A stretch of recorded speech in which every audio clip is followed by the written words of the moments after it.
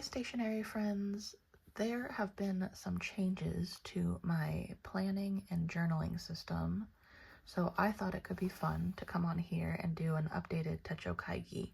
I was going to do this at the beginning of January, but I decided to wait a month so you could see examples of exactly how I'm using everything. If you watched my last Techo Kaigi, then you know I was planning on staying in the undated common planner, which I had started in October. But the more I thought about it, the more I decided I really just wanted a fresh start for the year. So this has actually been turned into a video game journal, and I decided to switch it up at the last minute. I guess I will start first by talking about this cover. I'm kind of a diehard fan of the Traveler's Notebook system, but as you can tell, this is not a Traveler's Company notebook. I tend to buy the Chic Sparrow leather covers instead, mainly, well, for a couple of reasons, but mainly because they have more elastics inside, so you don't really have to play Tetris when you want a bunch of different inserts in them. And then also the elastic for the outside is on the side, so like the knot is on the spine instead of at the center back where you're trying to write. Now this leather cover, which is what I've been using for quite a while, I've had this for about 10 years, so at the end of last year I decided to treat myself and buy a new cover. I went with Chic Sparrow again because I really loved the one I got last time. This is Chic Sparrow's Austin leather in the number 10 design, which I believe is their design they came out with for their 10th year anniversary. So it has pockets and everything inside. It's not just like a basic like traveler's notebook cover like this one is. Mine is in the narrow size, which is the same size for the standard Traveler's Company notebook. And I believe the color I got was called Drummond. It's just this really pretty, like burgundy maroon red. I've never tried snap closure, but I decided to give it a go this time. The only thing I was worried about was the snap getting in the way of when I'm writing, but the leather is actually soft enough that it literally just lays flat when I write, so I super appreciated that because I was quite worried that it was gonna like be really stiff leather and just sit like this, but no, it actually just lays completely flat. I've never had an issue with it. Now as I open this, you will see that I have 3 inserts inside, and I'm just going to go over each of them in order. So these first 2 inserts are from Serica Studio, and this first one I just have tucked inside this front pocket because sometimes I like to take it out and write in it, and sometimes I leave it in and write in it, so I like to have both options. And it's just easier to do with it tucked into a pocket and not like on an elastic. Now this is my planner for the year, and I decided for 2026 to go back to bullet journaling. But instead of setting up my monthlies and weeklies as I get to them, I decided to set up the entire year all at once. That way I can use it more like a traditional dated planner. So I decided to take some inspiration from the Sterling Ink Common Planner and do quarterly layouts as well in my bullet journal because I found it extremely helpful when I was using it in the Common Planner, and I had experimented with it a little bit beforehand, before I even bought the Common Planner, and I really enjoy the quarterly outlook. I've made a few changes, so mine's a little bit different from the way the Common Planner is laid out. As you can see, I'm using it as like a finance tracker. I thought about covering up some of this, but honestly, I don't mind being transparent about this. You know, everything is expensive, shit happens, credit card debt piles up and gets out of control, and it is what it is. But my goal this year is to build up my savings and also to pay my credit card off completely. So my quarterly pages is where I'm keeping track of all of that.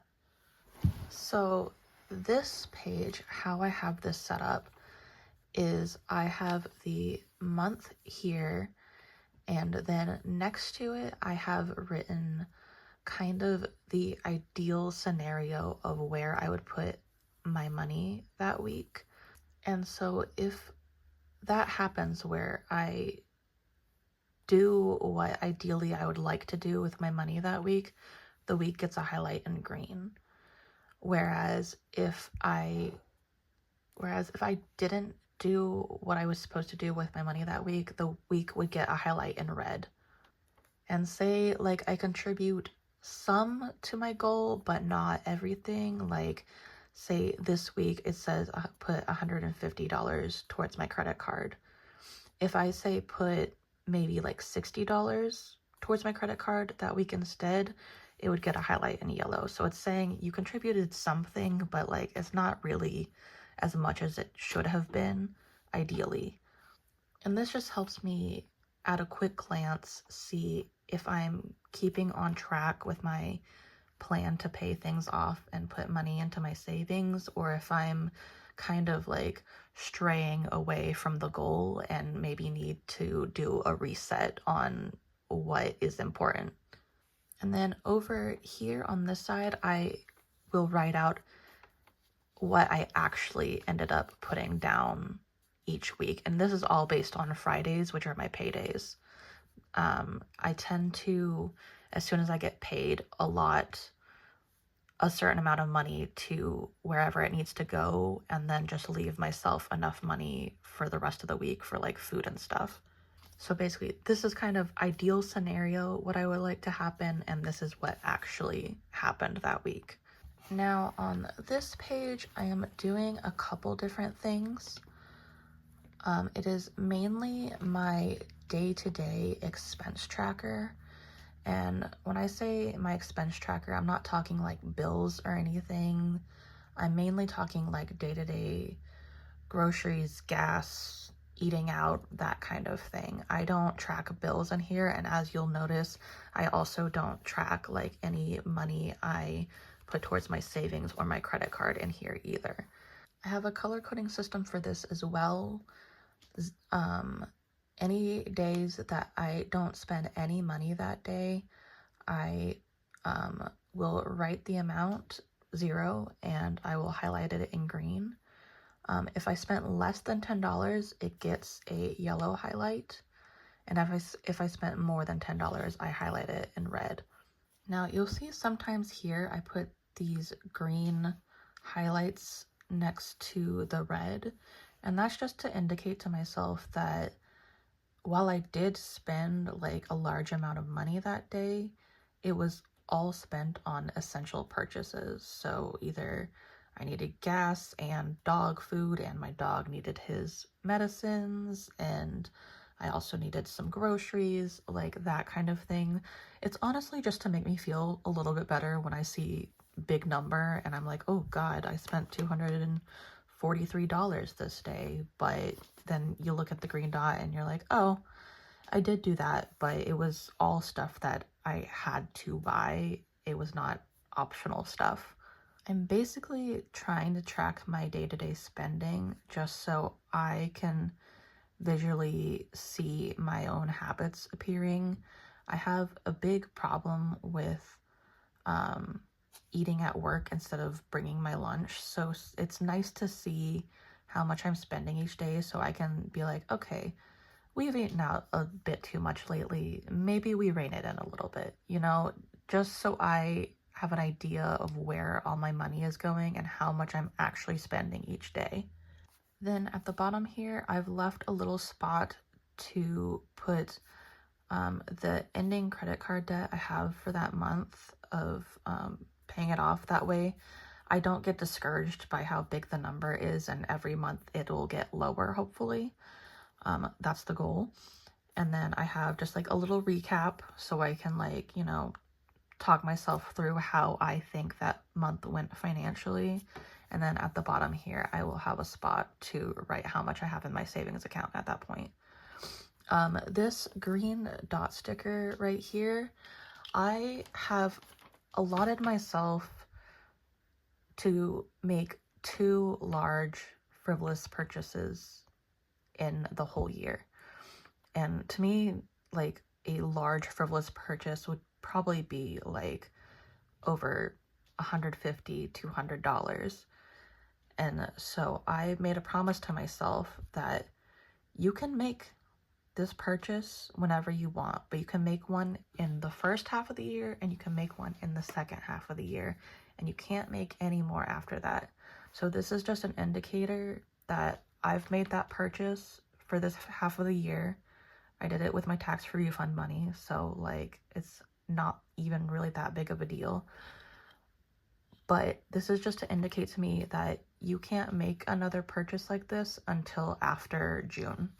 So starting July, then you have one more purchase for the rest of the year, that if you want to buy something expensive and nice for yourself, okay. But after the second one, that's it.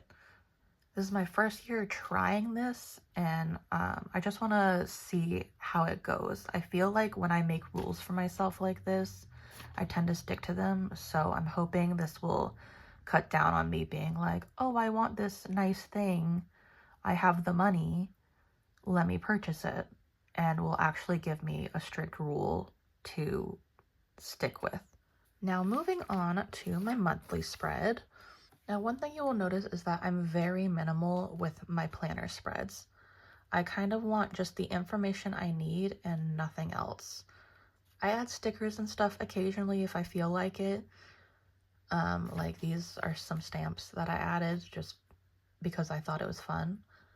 But I don't do any like intricate drawings or beautiful spreads. I just kind of want it to be functional for my planner.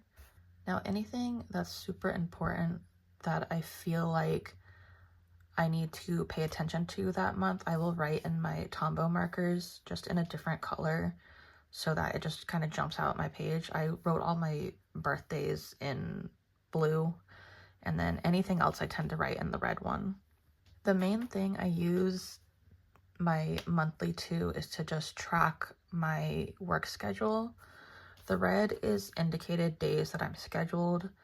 The yellow indicates that that's changed somehow, whether that's I swapped a shift with someone, whether I took PTO, whether I called out or had a day off unexpectedly, that sort of thing. I started writing like what exactly changed. Like, say, like this day, it says shift swap.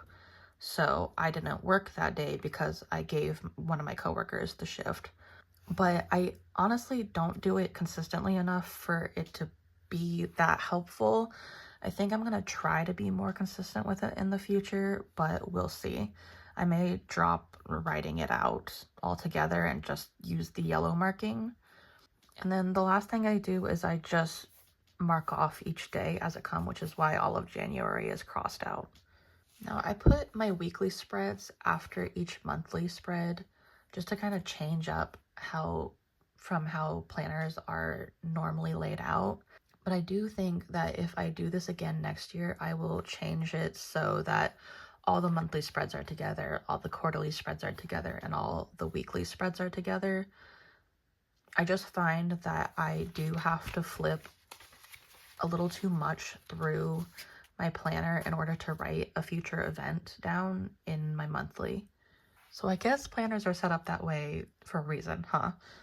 Now, my weekly spreads, as you can see, are very minimal. I don't give myself a ton of space to write in each day because I've just found over the years of like trying different planning systems that I really don't need that, especially since I started daily journaling.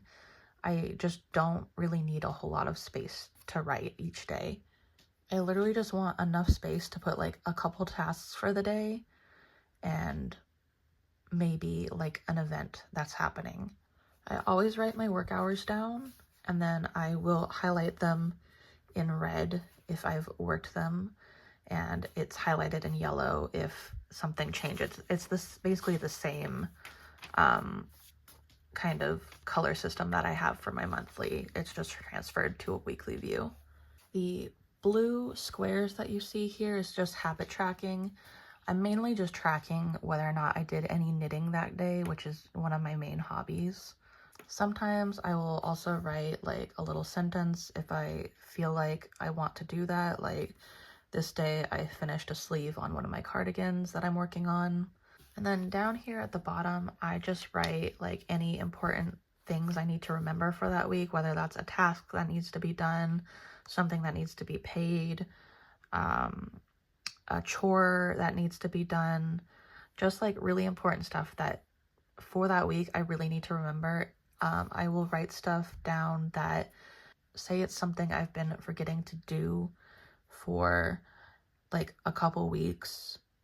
I'll write it down here so I'm like it's written down, and then when I get towards the end of the week, I'll look at all the stuff down here that's still not highlighted and crossed off, and I will try to make a plan to get it done that week. I also will tend to put like grocery lists or just like little chore lists if I just have a lot of stuff I'm like that's in my brain that I need to put down on paper. I also, the last thing I do on all of my weekly spreads that I found super helpful is just stamping the date, like the month calendar down here, and highlighting what week I'm on. That way I just have like a visual representation of where we are in the month. But I basically just let my weeklies be a place where I can think on paper. It doesn't need to be pretty. It just needs to be functional. But this has been working out quite well for me so far. Now, to the back, we have my bullet journal spreads that I include in all of my planning spreads every year. First, we have a super minimal period tracker. I literally just write the day with like a dot, and then the last day of my period, I put another dot, and then I put a line. It's very simple, and I find it helpful. Next, we have my wish list, which I have, as you can see, separated into a want list versus a need list. The want list tends to be more frivolous purchases that like realistically I can live without.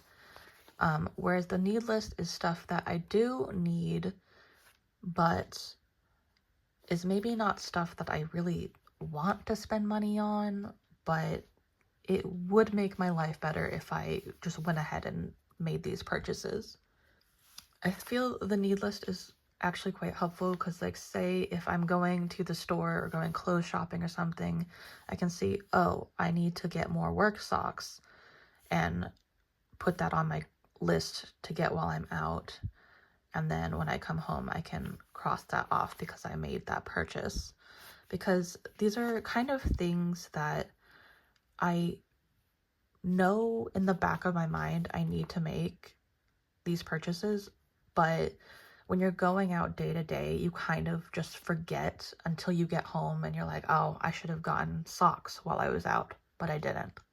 And then my want list, I kind of use as a way to think about my purchases before I make them, because I may want something in the moment, but as time goes by, that thing may become so unimportant to me that I actually just cross it off the list because I don't actually want it anymore. And then the longer something stays on this list, it kind of just means you actually want that thing. It's not just like a brief moment of FOMO that you're having.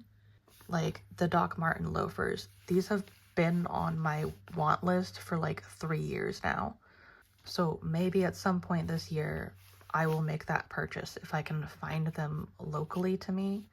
But they've been on my list so long, for so many years. They have been rewritten on this list numerous times. So I know I want that. I know I really love them. And I know I will probably eventually purchase them someday. I don't really have a rule for myself for how long things need to be on this list in order for me to let myself purchase them. I just kind of put them on the list to get it out of my head. Because sometimes you see things and you're like, oh, I want that so bad, I want that so bad, and like you can't stop thinking about it. There's something about just writing it down on a list that lets you stop thinking about it. Because then you know, okay, I know I love this thing. I know I want this thing. It's on my list. I won't forget about it. And you know what? If you come back in 2, 3, 4 weeks, 2 months, and you did forget about it, maybe cross it off the list, you know? And then as you can see, just things that I wanted and purchased, I highlight them and I cross them out. Now this page, I just have an orders list. So if I place an online order somewhere, this is just a place for me to write it down so I can check off when I get the shipping notification and all that. I also will write the dates of when I made the purchase so that, say, 3 weeks goes by or something like that, and I still haven't gotten a shipping notification, I can reach out to the company and be like, hey, where is my package? What's going on? You know, it's just to keep track of where all my stuff is. Then this page, we have a list of YouTube videos ideas. It's not super exciting. It's just something I wanted a place to have, like all these ideas written down so I don't have to constantly be thinking about what I want to do for a video. Then these last couple pages are knitting related pages, which is one of my main hobbies. Now this page, I probably 3 years running, I've had a list of projects that are currently on my needles. If I have projects that I started in previous years and still haven't finished, I indicate that with the date, and I also box it in like this, and then these down here are going to be things I started in 2026. That way, if something's been in progress for a while, I can maybe look at it and be like, hey, maybe we finished that first this year. That way I'm not dragging on projects for years and years and years and years and then never finishing them. When I finish a project, I highlight it and cross it out. If I frog a project or unravel it, for those who don't know like knitting terms, then I will put an F by it. This I introduced this year. The DNF did not finish, because I did finish one of these socks, but I had no intention of starting the second sock. So I just put DNF. Like the whole sock was an experiment. So I completed the experiment. I got what I wanted out of it, and I don't have an intention of finishing that project fully. And then on the previous page, I always make a list of projects that I finished that year. So we have 2 so far for the year, but I've done this every year that I've done any kind of knitting related journaling. I also put the date that I finished it, and I tend to put the designer as well on there.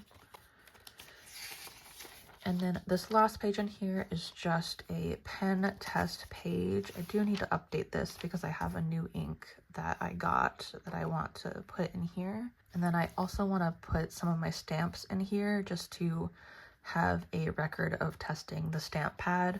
The only reason I don't have it in here so far is because I knew how my stamp pads performed on Tomoe River paper, which is what these are. So as you can see, not that bad. Some bleed through in like the big swatch spots, but like none of the writing is bleeding through.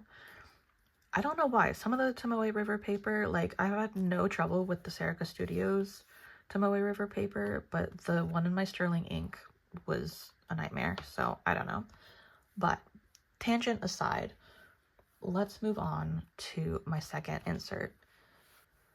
Now my second insert is, I guess, what you would call a commonplace journal, but I've kind of put my own spin on it. Normally when I see people doing commonplace journals, they use it to write kind of whatever interesting thing they discovered, whether it's a quote or like about a song or they're researching a specific topic, or they took notes on a YouTube video, that kind of thing. I don't really use mine in that way. I kind of use mine more as a reference guide, which I'll show you what I mean. Like this first page, I have a tattoo wish list just so I have a spot where anytime I have an idea of a tattoo that I want to get, I can put it here and I can mark it off here.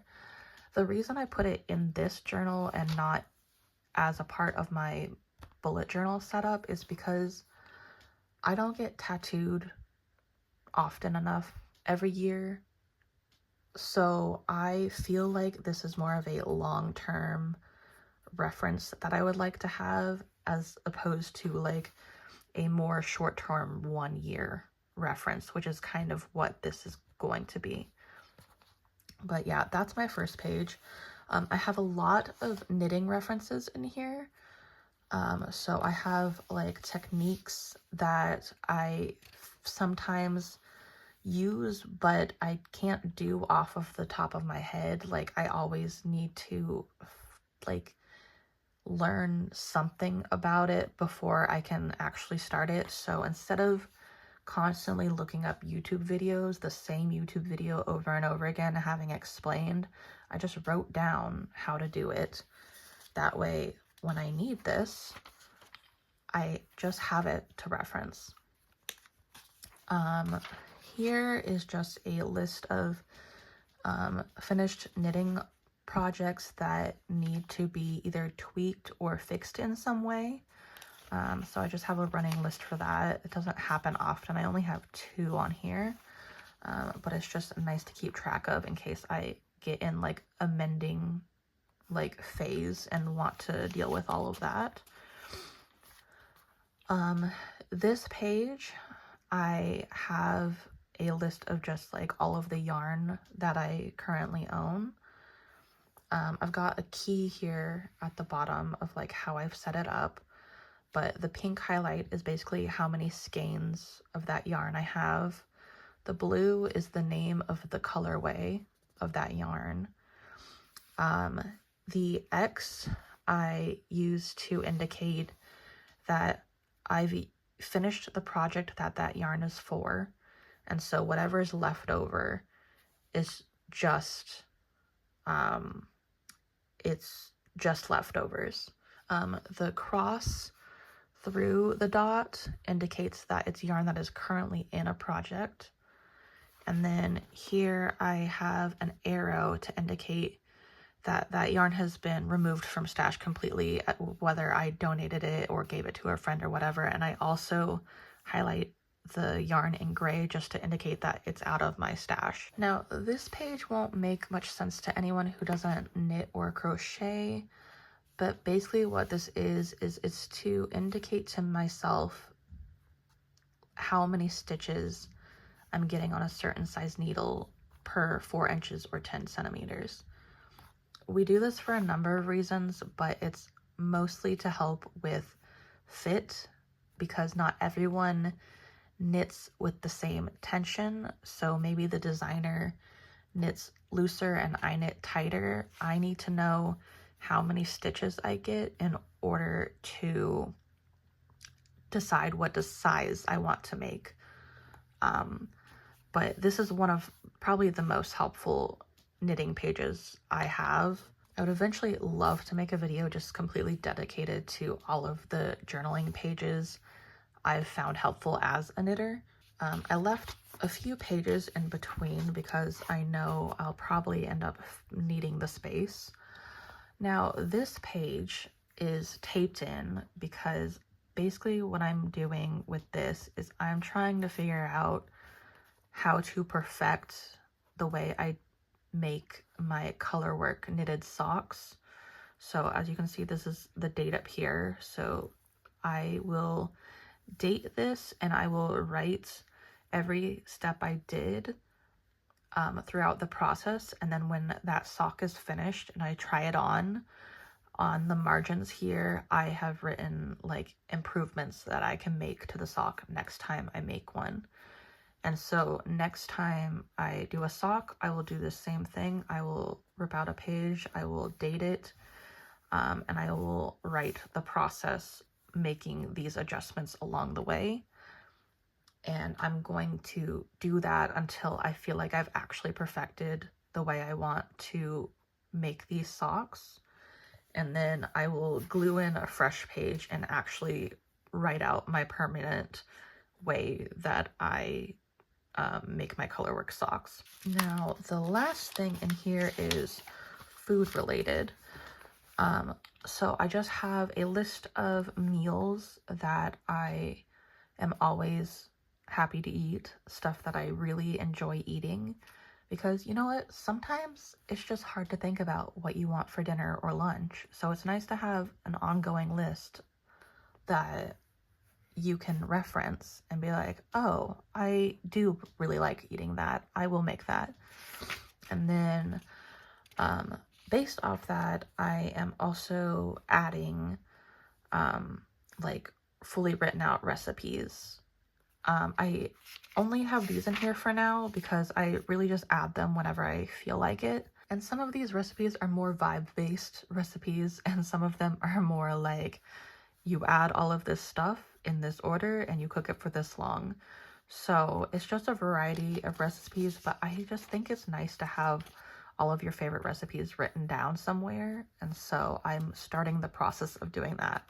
But that's all I have in this notebook so far. I have a lot of pages left. So basically that's what I mean when I say this is basically a reference book for me. I'm planning to move this insert from setup to setup until the insert gets full or it starts falling apart. And this way I don't have to rewrite all of this stuff every time I start a new planner. It's just all in this one commonplace book. Now on to the last part of my setup, which is my daily journal. I am using an A5 Oasis notebook from Itoya, and I just cut it down to fit in here. Now, I also have this tucked in the last pocket because sometimes I'll take it out to write, sometimes I won't. Now, I cut it down with an X-Acto knife and zero patience, so as you can see, like the edges are all kinds of fucked up, but it works. I did not start the year planning to use this notebook for my daily journal, but I was having so many issues with the Tomoe River paper in my Sterling ink notebook, so I've just kind of turned this into a language learning notebook because I'm trying to learn Spanish. But yeah, it just started like bleeding through the page just every day, like after like 60 pages too. I don't understand why it's so inconsistent. So I knew this was going to drive me crazy. I don't mind ghosting. I don't even mind heavy ghosting, but the bleed through drives me crazy. So I decided to jump ship to a different notebook that is a little more fountain pen friendly, because I was like 9 days into the year or something like that. Yeah, I was 8 days into the year when I decided to get a new notebook. And I decided, you know what, it's better to decide early on and get a new notebook than to wait like 3 weeks and then feel the need to backfill 3 weeks worth of journal entries. So instead, I just backfilled the first 9 days into this journal and then just continued as normal with my journal entries. I actually love this paper so much. I don't know if the camera is picking it up, but each of these solid lines is split up by a really faint dotted line, like 2 faint dotted lines across. So each line is kind of split up into thirds, which I really enjoy because, say, if it's a day where I don't have really a lot to write about, I just write on the solid lines and fill up a page that way.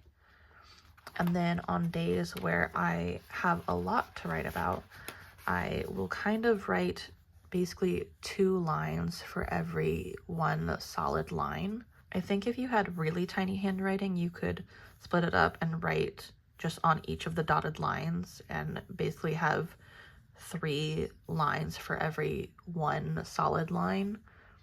I don't know if this is making any sense because I really don't think the camera is picking up how faint the line is.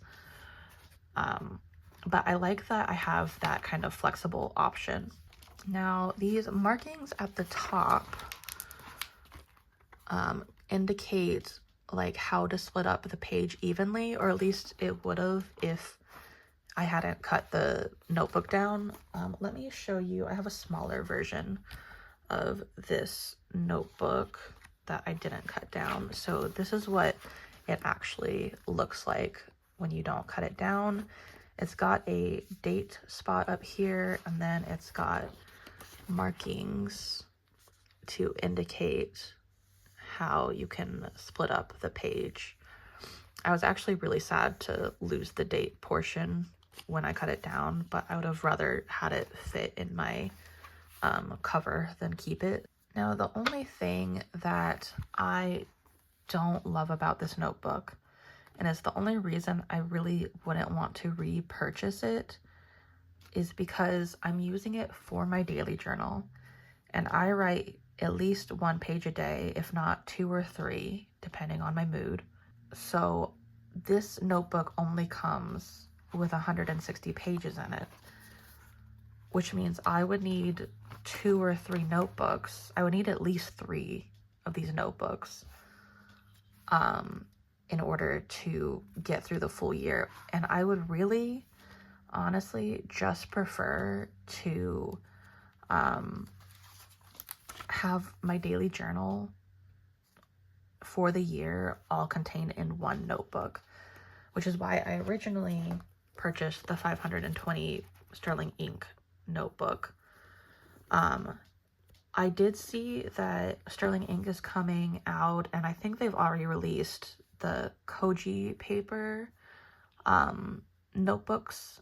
So I think what I'm going to do once this one is finished, which will probably be sometime at the end of May if I'm doing my math correctly, I think what I'm going to do is purchase the Koji paper notebook from Sterling Ink. I don't think they've released the in-one size yet, which is what I would need, but I'm hoping by the time I actually need to purchase it, by the time this is actually getting full, that they'll have released it by then. I saw someone do a really thorough, in-depth review, like pen testing that paper from the one they purchased. And it doesn't seem like I'm going to have the same bleeding issues as I was having in my Tomoe River paper version of the notebook. But we will see. I could always find a better option by the time May comes. We'll figure it out then. If you're curious about this paper, I don't know what the paper is called, but I think it's a proprietary paper. I did a little bit of a pen test when I got it. It holds up pretty well. It's quite fountain pen friendly. As you can see, it's like no bleed through on the writing or on the swatching of inks. The only thing that even bled through, and that's like just a tiny spot, is my permanent pigment ink for my stamp pad, which bleeds through everything, so I wasn't surprised. It actually performed way better than it does on most papers. But that is this notebook. But yeah, that's a pretty thorough look at my current planning and journaling system. I guess before I go, I can go through these front pockets really quick. I have at the top here a just sheet of blotter paper. I have a little punch card thing that I made with one of my friends. We'll see how that turns out. No punches yet, but we'll see how it goes. It was fun to make, if nothing else. Then this bottom pocket here, I have like an ink swatch card that the Gold Spot pens sent me when I ordered one of my fountain pens recently. I figure I'll just keep that around.